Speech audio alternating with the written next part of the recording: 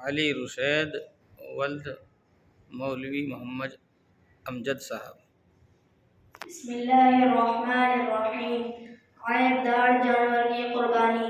Number 1، ایسا جانور جس کا کان یا دم تہائی یا تہائی سے زیادہ کٹ گئی ہو، اس کی قربانی درست نہیں ہے۔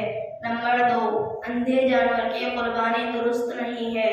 نمبر 3، ایسا لنگڑا جانور جو 3 پاؤں سے چلتا ہو، چوتھا پاؤں زمین پر رکھتا ہی نہ ہو، یا چوتھا پاؤں زمین پر رکھتا ہو مگر اس سے چل نہ سکتا ہو، تو اس کی قربانی درست نہ ہوگی۔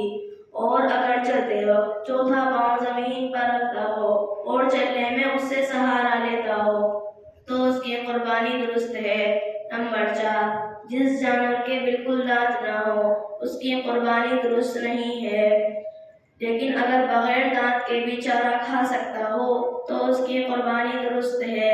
نمبر 5، جس جانور کے پیدائش ہی سے کان نہ ہو، اس کی بھی قربانی درست نہیں ہے، اور اگر کان بالکل چھوٹے ہوں تو اس کی قربانی درست ہے۔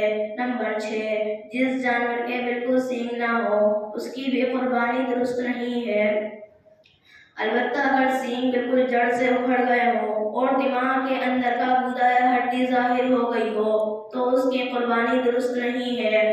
نمبر 7، ایسا دبلا اور مریل جانور جس کی ہڈیوں میں بالکل گودا نہ ہو، اس کی قربانی درست نہیں ہے۔ مسئلہ، خصی جانوروں کی قربانی افضل ہے۔